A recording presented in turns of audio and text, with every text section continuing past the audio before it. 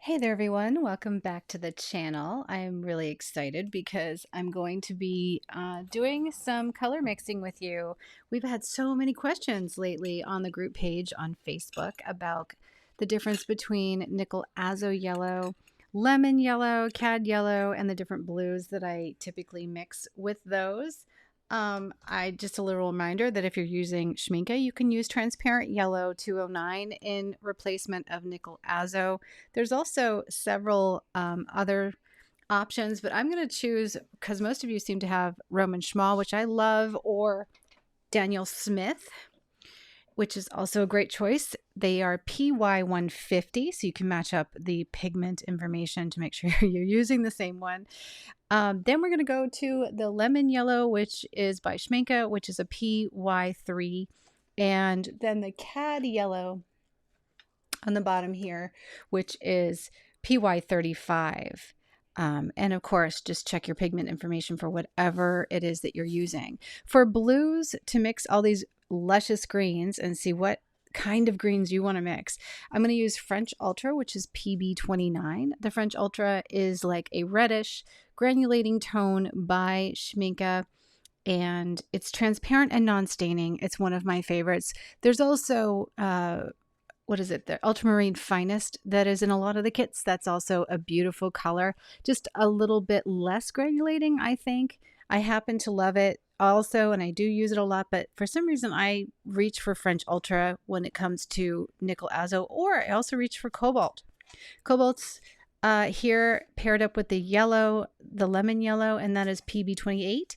Helio Cerulean is going to be used also with nickel azo, just to give you a little brighter version. And then phthalo blue, PB15-1, is going to be paired up with the cad yellow. If you can see it down there, as I get down closer in the page, I'll move everything so you can see, but I just want to make sure you guys have a really nice view of this.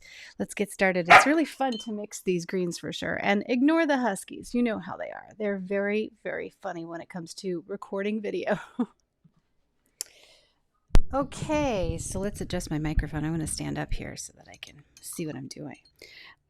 For these, I'm going to be using the Princeton Neptune Square Wash. It's a 1/2 inch because it makes color swatching so easy. So like I said, for the top one, we're going to be mixing the Daniel Smith version of Nickel Azo Yellow.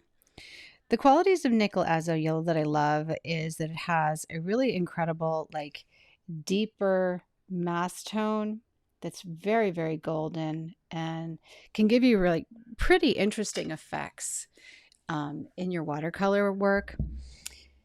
And it can also lighten up to a very light, beautiful yellow. So there's a lot of options when it comes to nickel azo, and I find that I reach for it a lot when I want those kind of brushy qualities. If I'm going to do something, that I don't really use a lot of Indian yellow. I know a lot of people ask me, well, why don't you use Indian yellow? It just doesn't sit with me like nickel azo does. I just really love it. So that's just my choice. You know what I mean? Okay, so got it all in here. Let's rinse the brush out. We're going to get French Ultra. I already told you how I feel about French Ultra compared to the Ultramarine Finest. I like them both. Like them both just fine. They are amazing. Okay, set that down. So we're going to put this at its mass tone here.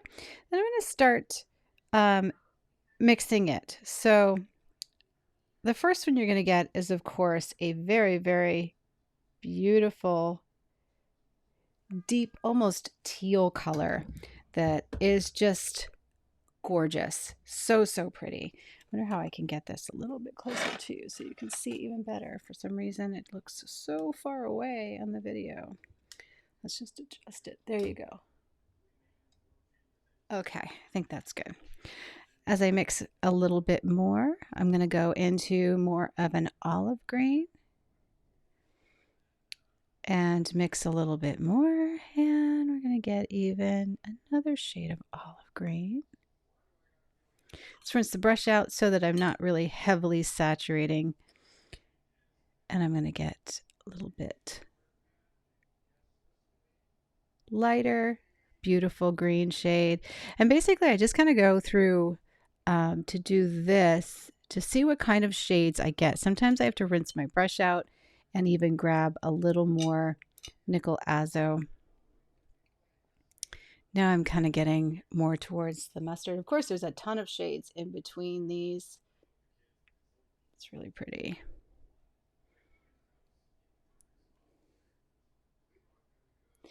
And now let's do some really light shades of that by adding some more water.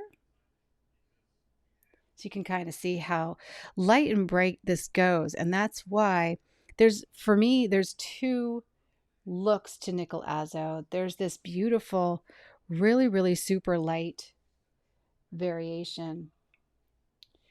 And that, is probably more than 50% water. And there is the deeper shade, but you can see how many beautiful shades that we can get. And then, of course, as I dilute this out, beautiful, right? So gorgeous, and so many shades in between. I mean, even if I grab this and dilute it, you can see how you get this really, really pretty mix here. And on top of it, this is a granulating color, so you will get some granulation as you go through, For not having any granulating yellows, if you don't have volcano yellow by Schmink on your palette, then this is a great way to get yellows that are semi-granulating without killing the yellow. You still kind of get a tone of it. Now let's mix the nickel azo from Roman Schmal. I find that the nickel azo from Roman Schmal is even better than the Daniel Smith. And the reason why is it's got this lovely caramel tone. You can see it here. It's just got this gorgeous caramel tone on the mass tone. So when I come over here and I glaze over, you can see how beautiful it is. Now let's rinse out some and get some of the lighter shades below it so you can see what the lighter shades look like. See how bright and beautiful it can go. I'm just mixing this out a little bit more. I mean, it can still go. It's really, really a beautiful color, bringing in those almost fluorescent yellows, but warm still, almost like a sunflower yellow. And if I were to do that with the Daniel Smith, I can do that for you too. Let's rinse this out. So much different qualities, still very, very good though, and very smooth and bright. You really can't go wrong. There is just so many options, I find. I've had some people even tell me that they feel like they need no other yellow in their palette when they have nickel azo in it. And that's kind of a big argument among watercolorists is, do we even need any other yellows? I say we do because I like to use a lot of different yellows, but that's just me. Okay, so I'm going to put my mass tone Helio up here. Gorgeous. I love this color. You guys ask me about this color so often because it's so bright. I use it in a lot of projects. It's one of my go-to blues. So as I mix it with the azo, you're going to see some really beautiful, bright greens, even almost like a viridian green. Gorgeous, right? So beautiful. I love the greens that these make. I think this is just an incredible mix. Now I'm not even fully blending these because I really love sometimes to see both of the colors in there. It's almost like a rainbow effect for me. I'm going to add some water to my mix. You can't really see how I'm mixing it here. Let me see if I can get both for you. Here we go. So I'm mixing a little bit of water into the mix to get some different shades.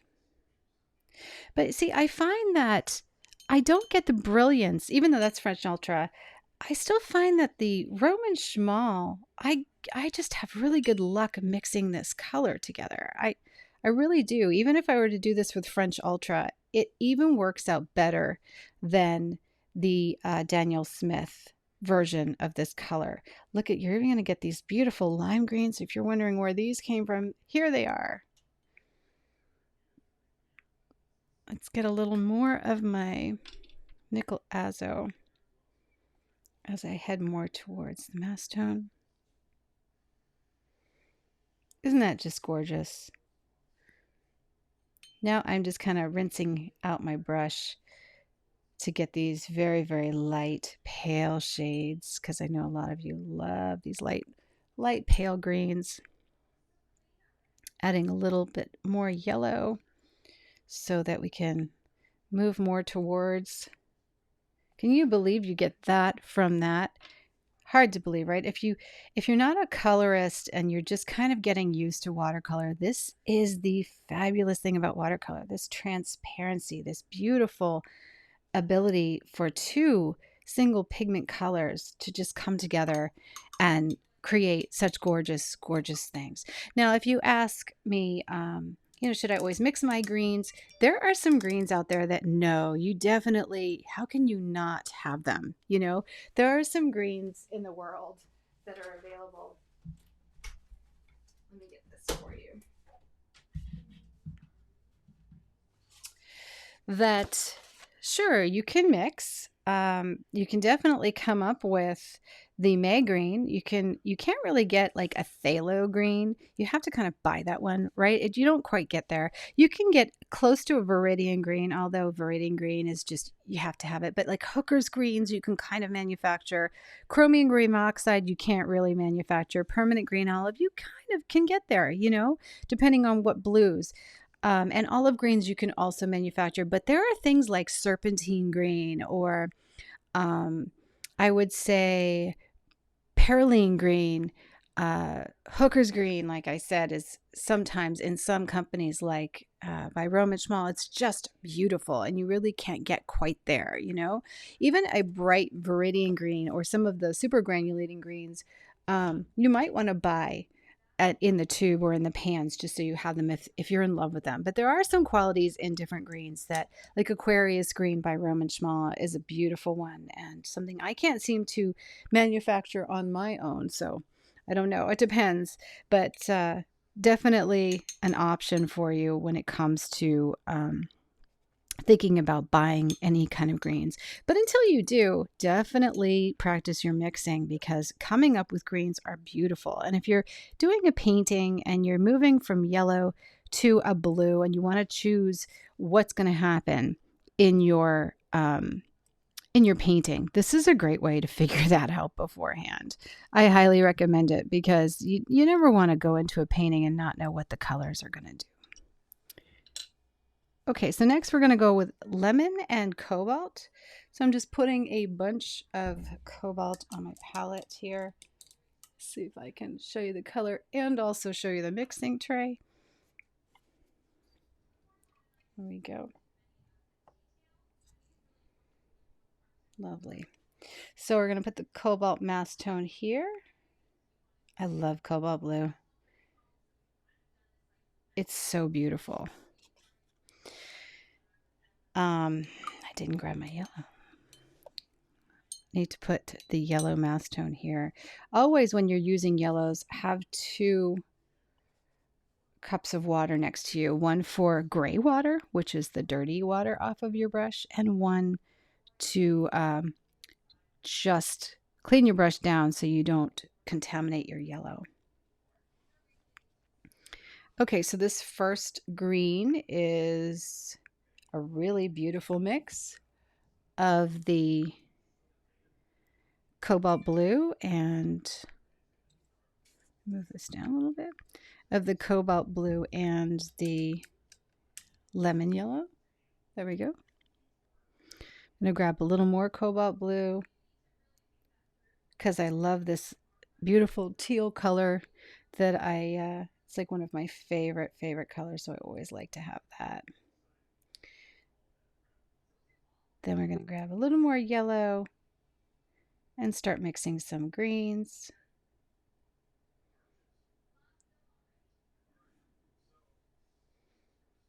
Look at those. Add some water to this and mix it down so that you also have those lighter options. I'm not really going in order on my paper because I'm just kind of making sure I show you some of these beautiful, beautiful greens. Look at how pretty those are. So let's grab some more yellow. And let's find some brighter May green shades. Adding some more water to this mix and picking up more yellow.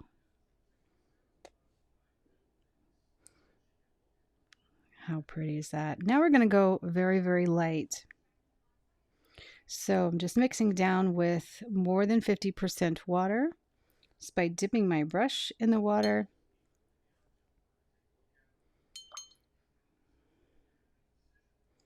Look at that. So pretty.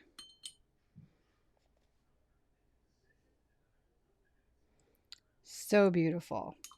So you can see how the difference in these shades. Oops, grab this. Okay, so now that's an overview of how we get like the warmer shades, the cooler shades, and as you go to the lemon yellow, you definitely get much, much cooler shades. But you can see that there is a side in these lighter shades, the brighter shades, when you dilute out the nickel azo, how you can get really close. And if you were just going to choose one yellow, you might want to choose the Roman Schmal nickel azo with like a heliocerulean compared to a French ultra if you wanted more dustier yellow or greens, and use cobalt if you want, you know, like more of these kind of greens. Now let's do phthalo blue with, let's see if I can get a little higher here. Let's put these away. Let's do cad yellow and phthalo blue. Let's get another mixing tray. Okay,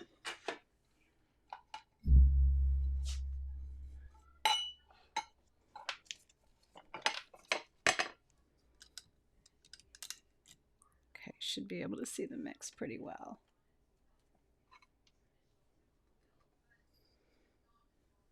Yeah, there's a side to me that wants to show you the water mixes, but I think it's better if you can just see this. So I'm taking, I've already diluted this. You can see how it just comes off the pan so well. This is actually a pan. This was from my Schmincke wood box set, which is over here. So let's see if I can raise this. It's right there. And I have a full video on that set. It's amazing. I love it. And this is my Roman Schmal set. Those are both two that I go to. I pretty much use those exclusively these days when I paint. Okay, let's see if you can see everything from this high. So I have this one filled with the yellow. I'm just going to grab another one of these brushes and get the phthalo blue out so that I don't have to waste a ton of paint. Look at how incredibly pigmented that phthalo blue is. This is phthalo blue from Schmincke. It's incredibly bright. Isn't that gorgeous?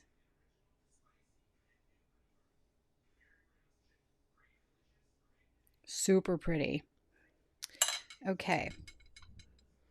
I would say it's close to helio, but it's got the ability to have almost a really deep Prussian look to it. So now let's grab a little bit of these greens.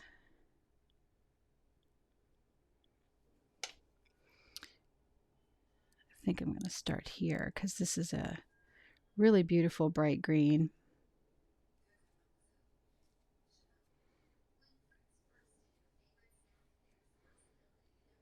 And add a little water so you can get a little lighter and a little more yellow.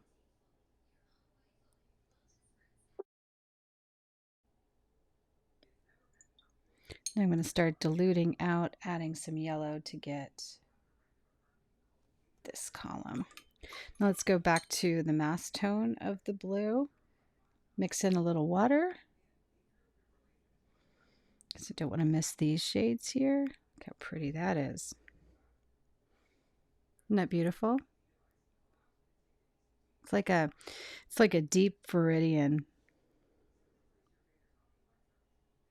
So pretty. Now if I add more yellow, I'm going to go more towards these colors here. Brightness, dilute out with water, and you're going to get another shade entirely. Add a little more yellow, dilute out with water. Add a little more yellow.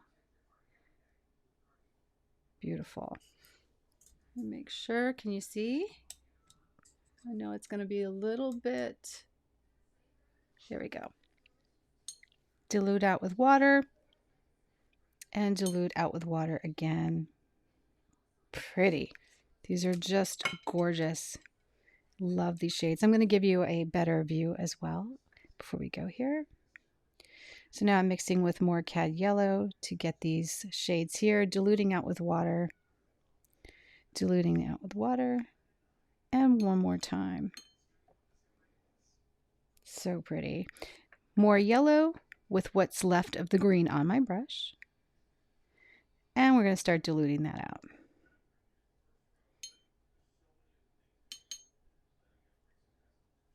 Until I get almost it all diluted. There we go. We get that really, really light shade. Now we're going to go with what is left on my brush, which is very, very little green. And I'm going to move towards the yellow shade. So we got that bright yellow. Let's dilute out and add a little bit of the yellow. Okay. Dilute out again with clean water. And one more time. Look at that. So pretty, right? And of course there's a lot of shades in between. Like we can definitely get from here to here. We can fill a whole page, right? Between those two, between the phthalo blue mass tones. So taking the brush that I have, the phthalo blue, and I want to show you some of the variations of this tone just right above it. So you can kind of see how pretty the shade actually is as you dilute it out with the water.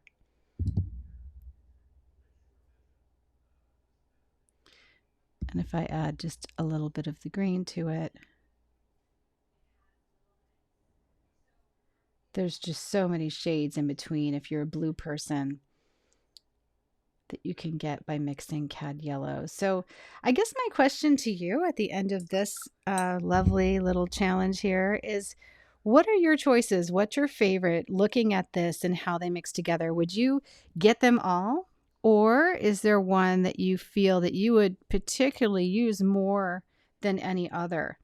I'm really curious to know that because, you know, this has been a age-old conversation about mixing greens. There's a lot of variations in greens. I mean, you can see even now I'm still mixing these greens together and even getting more shades of green. I could fill a whole page, literally, with the different shades of green that I can get from these colors. You know, just the two. Single pigments, by the way. So when you're doing these charts, be careful if you use anything that isn't a single pigment. If it does have more than one pigment, then of course there is a possibility that you're going to reduce down to neutral depending on what you mix it with. If you've ever had a dirty palette, for instance, and I'm going to show you this, if you ever want just to know what mixing a lot of pigments together will do, then simply grab everything in your palette and start mixing it together, and you will see that you will get neutral tint pretty much. And this is what a lot of people do, is they use whatever. You see a lot of dirty palettes out there and you're like, why with the dirty palettes? And it's because the painter knows that when they mix everything together, a lot of these things will cancel each other out. And you'll end up with, depending on, you know, how mixed down you get or what's in the palette, you'll either get completely just a neutral tint or a shade of neutral tint. So as you can see, by mixing these up, I did eventually get a shade of neutral tint for each. Let me grab a sheet of paper so you can see. They're pretty much all going to be grays, just some maybe a little different than others, depending on if I, mixed enough of one shade in. But by mixing your palette, you literally have, I can add some greens. You have a world of shades. So don't ever discount what's in the bottom of your palette, of a dirty palette. And that's why you see a lot of artists stick with the same colors and then mix down and just slop it all together and use that as their shadow tint, because you really watercolor is just like this. I mean, look at all these gorgeous shades I'm getting just by mixing down whatever's left. You don't want to waste it. There's so much goodness here, so many beautiful shades to be had just by using what's up. I even think rather than open a tube of paint that I would rather paint with these shades. I think they're luscious, and they're really hard to beat just by accident. Plus, you're going to learn a lot about colors and being a colorist, which I feel in my opinion, I feel that every really good watercolor artist has to kind of become a colorist, because otherwise your watercolors don't really turn out. But look at how beautiful all of these unpredicted shades are. They're just gorgeous. And depending on what I started with, what I mix down to, or how blended I get, you can pretty much do anything here. And to me, these are even more interesting to paint with than maybe just a mix of two. But I do need to know what is going to happen, because say you did a heliocerulean base painting. Well, obviously some of these colors aren't going to look right sitting next to heliocerulean. So you do kind of need to know as a colorist what they're going to come to. You don't want to always be guessing, right? But at the same time, a dirty palette will give you so many really cool colors. So don't always wash it out. Kind of look and think to paint. So why don't you do as a challenge, why don't you mix up what is in your palette right now and paint an abstract or something cool for me, and come over to Facebook on my group page, which is linked below, and show me what you painted. I would love to see, and tell me if you do know, maybe picture the palette as well as the painting. And if you know what colors were mixed together on your palette to get that, then certainly let us know. That would be interesting to know too. For this was a lot of super granulating colors, because I had I had the glaciers and tundra pink in my palette. So there was potter's pink in there. There was some perylene maroon. There was also some blues. We had some yellows. So I got a really, really nice fun mix of all kinds of things. All right. So I hope you enjoyed this. Please leave a comment below if you did, and give me a thumbs up if you like these kind of color mixing situations. I, for one, think they are so much fun to do, and I really enjoy them. I also would love to know what your favorite colors are. So don't forget to include that, and let me know what your experience is with these kinds of things, because I personally feel that no color is a bad color. I think it's just the subject and the artist that makes it what it is. So just make art and be happy and enjoy everything you do, ladies and gentlemen, because this is a very, very good moment in time to be an artist. That's for sure.